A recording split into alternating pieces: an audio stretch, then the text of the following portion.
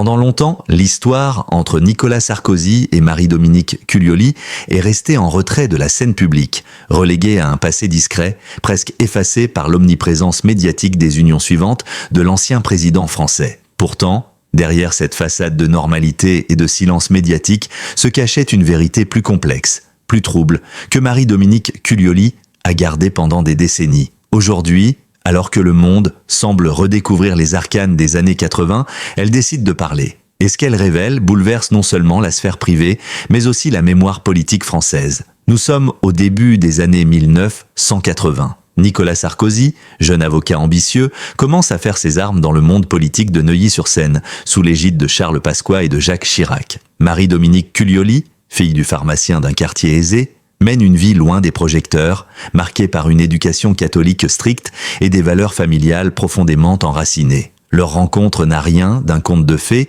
mais plutôt d'une convergence d'intérêts et d'attentes.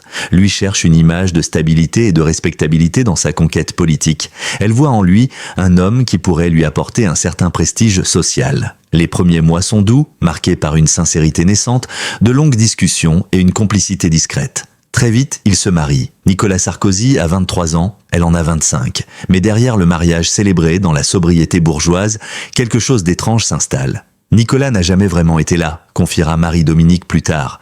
Même quand il était physiquement présent, son esprit était ailleurs, avec d'autres ambitions, d'autres désirs. Le jeune couple s'installe à Neuilly.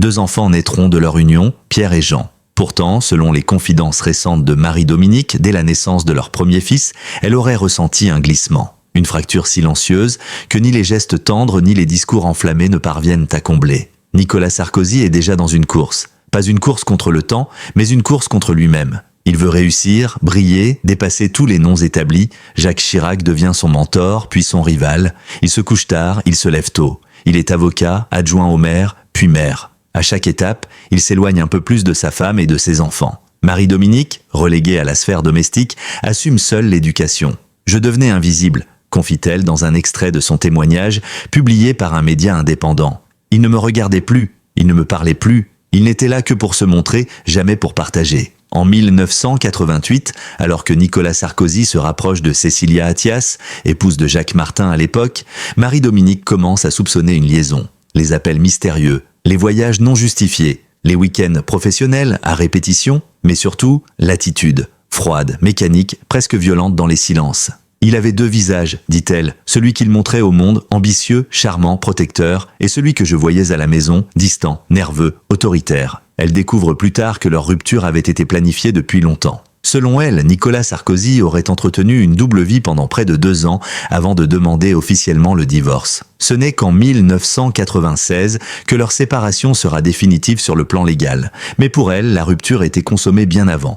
L'une des questions les plus fréquemment posées est « Pourquoi avoir attendu si longtemps ? Pourquoi garder le silence pendant des décennies ?» Marie-Dominique répond avec émotion « Je voulais protéger mes enfants. Je ne voulais pas que leur père soit humilié. Je ne voulais pas que le public me réduise à une ex-femme aigrie. J'ai préféré me taire. Jusqu'à aujourd'hui. » Elle raconte aussi les pressions discrètes, les appels anonymes, les conseils reçus de la part de proches de Nicolas Sarkozy pour qu'elle évite toute prise de parole publique. Elle aurait même reçu des offres financières pour rester dans l'ombre, selon ses déclarations. Aucune de ces allégations n'a été confirmée par les proches de l'ancien président, mais elles jettent une lumière nouvelle sur ce qu'elle appelle elle-même la décennie du mensonge organisé. Ce que Marie-Dominique dit avoir vécu comme une trahison intime devient une humiliation nationale lorsqu'en 1988, Nicolas Sarkozy officie lui-même le mariage de Jacques Martin et de Cécilia, alors qu'il aurait déjà commencé une liaison avec cette dernière. L'image est puissante. Le cynisme, glaçant. Je ne pouvais plus regarder la télévision, dit-elle.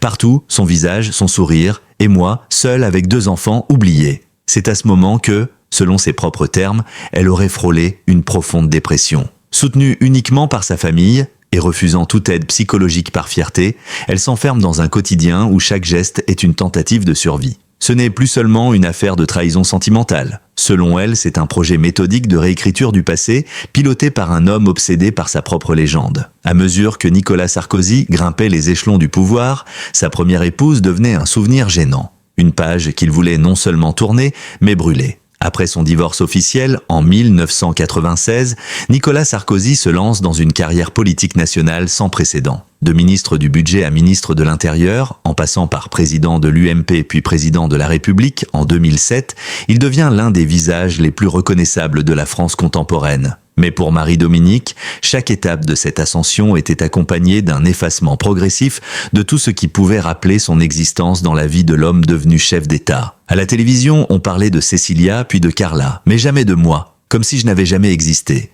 comme si mes enfants étaient nés sans mère, affirme-t-elle dans une entrevue poignante accordée récemment à un magazine d'investigation. Elle raconte comment elle a vu disparaître les photos de leur mariage des archives publiques, comment les journalistes recevaient des consignes de ne jamais mentionner son nom, et comment certains de ses amis ont été écartés de l'entourage politique s'ils évoquaient son existence. Les enfants du couple, Pierre, producteur de rap, et Jean, ancien élu à Neuilly, ont toujours été discrets. Mais Marie-Dominique affirme aujourd'hui que ce silence n'était pas seulement un choix personnel. Il aurait été encouragé, voire imposé. Jean ne voulait pas se lancer en politique. Il l'a fait pour son père, mais dès qu'il s'est exprimé librement, il a été marginalisé. Nicolas ne tolère pas les voix dissidentes, même au sein de sa propre famille. Elle parle de rendez-vous annulés, d'appels ignorés, de fêtes familiales désertées. Elle affirme que Sarkozy aurait parfois refusé de reconnaître certaines décisions de ses fils, simplement parce qu'elles ne cadraient pas avec son image publique. Ce qui frappe dans les récits de Marie-Dominique, ce n'est pas seulement la douleur personnelle, mais l'ampleur du silence médiatique autour d'elle pendant près de 30 ans. Alors qu'elle était la première épouse d'un homme devenu président, aucun média ne s'est réellement penché sur son histoire. Pourquoi ? Elle avance une hypothèse glaçante, une forme de contrôle médiatique invisible. Je n'ai jamais été contacté par un grand journal, j'ai tenté d'écrire un livre. Il n'a jamais été publié. On m'a dit, en termes très diplomatiques, que certains sujets étaient sensibles. Elle cite également plusieurs épisodes inquiétants, des appels anonymes l'incitant à ne pas nuire à l'image de la République, des menaces voilées à l'encontre de son entourage, et même une tentative de perquisition dans son domicile, prétextant une vérification administrative aléatoire. En 2007, quelques mois après son élection, Nicolas Sarkozy épouse Carla Bruni. La couverture médiatique est totale, Gala, Paris Match, Le Figaro, TF1, tous les médias affichent le nouveau couple présidentiel glamour, reléguant définitivement l'existence de Marie-Dominique Cuglioli aux oubliettes. Mais au-delà du choc personnel, elle y voit une stratégie. Carla n'était pas seulement son épouse. Elle était une image, une vitrine, un contrefeu aux souvenirs, une manière de m'effacer totalement de l'histoire. Elle dénonce également le contraste cruel entre son vécu et l'image projetée. Tandis que Carla Bruni accompagne son mari lors de visites d'État, Marie-Dominique lutte encore pour que ses enfants obtiennent une reconnaissance discrète dans les discours publics. En 2023, à la faveur de la sortie d'un livre sur la vie privée des présidents, le nom de Marie-Dominique réapparaît brièvement dans les médias. Certains internautes découvrent alors l'existence d'une première épouse, d'une autre histoire. Le mur du silence se fissure, c'est à ce moment-là que, selon ses proches, elle décide de parler. Non pas pour se venger, mais pour témoigner, pour rétablir une forme de vérité, pour que son histoire ne soit plus une note de bas de page dans la grande fresque sarkozyste. « Je ne cherche ni la gloire ni la pitié », dit-elle. Je veux juste que la vérité sorte, que mes enfants sachent que leur mère n'a jamais fui, qu'elle a juste été effacée. Après des décennies de silence, de regards fuyants, de questions sans réponse, la digue a fini par céder. Ce que le grand public ignorait, ou feignait d'ignorer, est désormais exposé à la lumière crue des confidences. Marie-Dominique Cuglioli n'est plus seulement une ex-femme oubliée. Elle est devenue, à travers ses révélations, le témoin d'une époque, d'un système, d'un homme façonné par l'ambition, l'image et le pouvoir. Nous revenons en détail sur les révélations les plus explosives de son témoignage, les documents qu'elle a rendus publics, les preuves indirectes qu'elle aurait accumulées pendant des années, et les réactions à la chaîne qui ont secoué les milieux politiques et médiatiques français. Tout commence par un document daté de 1993 que Marie-Dominique Cuglioli a gardé précieusement dans un classeur poussiéreux. Il s'agit d'une lettre manuscrite, longue de 5 pages, adressée à Nicolas Sarkozy, jamais envoyée mais désormais rendue publique. Dans cette lettre, que certains journalistes ont surnommée la lettre de la douleur, elle évoque sa solitude, ses soupçons de trahison, la sensation d'avoir été utilisée comme tremplin politique. « Tu ne m'as jamais aimé, tu m'as épousé parce que c'était utile, pour ton image, pour ton plan. Moi, je t'aimais, mais toi, tu regardais déjà plus loin. Tu me parlais d'avenir, mais tu construisais le tien sans moi. » Ce texte bouleversant de sincérité a été authentifié par un notaire de l'époque et validé comme document original par un expert graphologue. Ce n'est pas un simple cri du cœur, c'est une archive, une preuve d'un drame intime que l'histoire officielle avait tenté de gommer. Dans plusieurs entretiens récents accordés à des journalistes indépendants, Marie-Dominique a dévoilé la chronologie des trahisons. Elle affirme que les relations extra-conjugales de Nicolas Sarkozy ont débuté bien avant sa rencontre avec Cécilia Attias. Selon elle, des liaisons régulières auraient eu lieu dès 1985. Elle donne des noms que nous ne publierons pas ici par respect de la vie privée. Mais surtout, elle décrit un mécanisme récurrent. Séduction, secret, abandon. Ce n'était pas un homme infidèle, c'était un homme incapable d'aimer une seule personne à la fois. Chaque relation était politique. Même dans l'intimité, tout était calculé. Elle évoque aussi l'isolement progressif imposé par son entourage, des amis communs qu'elle cesse de voir, des collaborateurs qui cessent de l'appeler, des journalistes qui ne la reconnaissent plus dans les réceptions. Elle devient invisible dans sa propre vie.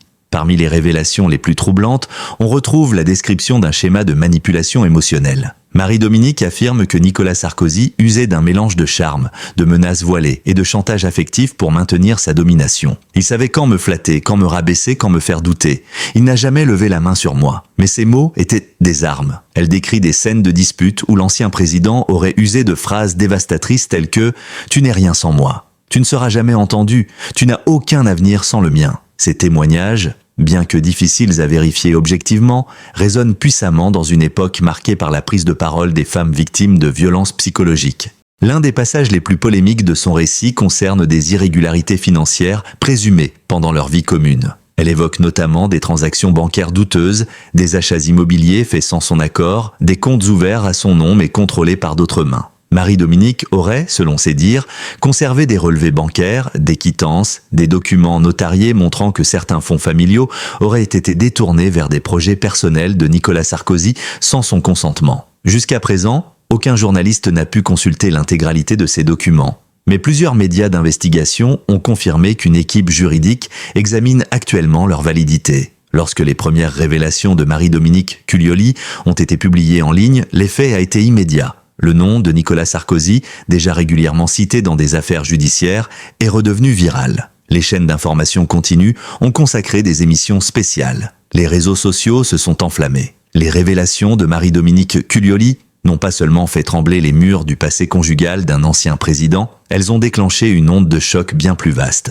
En libérant sa parole, elle a ouvert une brèche dans la mémoire collective de la France, dans les récits officiels, dans l'image longtemps lustrée d'un homme d'État qui a dirigé le pays pendant 5 années sous les projecteurs du monde. Dès les premiers jours suivant les publications, un phénomène inattendu émerge, la polarisation extrême de l'opinion publique française. Sur les plateaux télévisés, dans les tribunes de journaux, au cœur des conversations de bistrot ou sur les réseaux sociaux, deux camps se dessinent clairement. Ceux qui défendent Nicolas Sarkozy au nom de son bilan politique, de ses actions durant la crise financière de 2008, de sa stature internationale, ce qui s'est passé dans sa vie privée ne regarde que lui. Il a été un grand président. Ne mélangeons pas tout. Ceux qui soutiennent Marie-Dominique, qui y voient un témoignage nécessaire, libérateur, emblématique de toutes les femmes invisibles derrière les hommes de pouvoir, assez du silence organisé, assez du mythe du chef impuni. Si un homme qui a dirigé la France a été capable de telles manipulations, nous devons le savoir. Certains éditorialistes, comme Rokhaya Diallo ou Nicolas Domenach,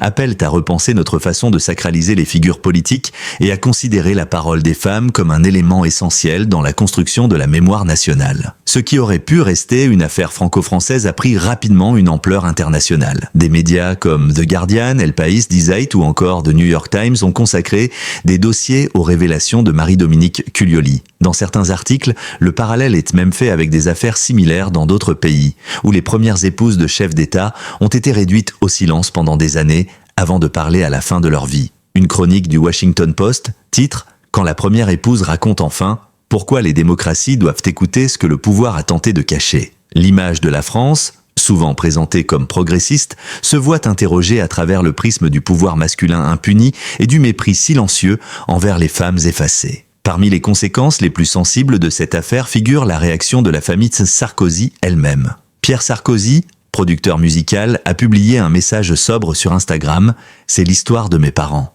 Je les respecte tous les deux. Je ne commenterai pas. » Jean Sarkozy, plus loquace, a accordé une interview aux Parisiens dans laquelle il déclare « J'ai toujours eu une relation difficile avec mon père. Ce que dit ma mère n'est pas une surprise. Ce qui m'étonne, c'est qu'elle ait eu le courage de le dire enfin. Je la soutiens. » Carla Bruni, de son côté, a répondu par un communiqué « Je ne commenterai pas les paroles d'une femme que je n'ai jamais rencontrée. Mon mari est un homme que j'aime, avec ses défauts et ses blessures. Cette phrase, qualifiée de froide et distante par plusieurs commentateurs, a suscité un débat sur la place de la solidarité féminine et sur la manière dont les femmes de pouvoir réagissent à la parole de leurs consoeurs. Certains éléments évoqués par Marie-Dominique, notamment les irrégularités financières et les tentatives d'intimidation, ont poussé plusieurs députés, principalement de gauche, à saisir le parquet national financier pour demander une vérification de certains faits. Un député écologiste a même évoqué la possibilité d'une commission parlementaire sur les privilèges privés des présidents en exercice et leur capacité à exercer un contrôle sur leur image, y compris via les médias publics. Pour l'instant, aucune enquête judiciaire n'a été ouverte, mais la pression monte. Des avocats spécialisés en droit familial et en patrimoine conjugal ont publiquement soutenu la nécessité de faire la lumière sur les documents cités. Dans les semaines qui ont suivi les révélations, les propositions d'éditeurs se sont multipliées. Marie-Dominique Cuglioli aurait signé un contrat pour un livre témoignage à paraître début de l'année prochaine avec une préface d'une sociologue féministe reconnue. De son côté, la réalisatrice Claire Denis a annoncé un documentaire en préparation, L'ombre de la République, la voix d'une femme effacée, produit par Arte et soutenu par la SCAM, Société civile des auteurs multimédia. Des tribunes fleurissent dans Libération, Le Monde, Mediapart, où écrivaines, militantes, intellectuelles appellent à changer la narration historique des hommes politiques. Derrière chaque homme élu, il y a parfois une femme effacée. Il est temps de raconter leur version. Je ne suis pas une héroïne, je ne suis pas une victime. Je suis une femme qui a trop longtemps gardé le silence.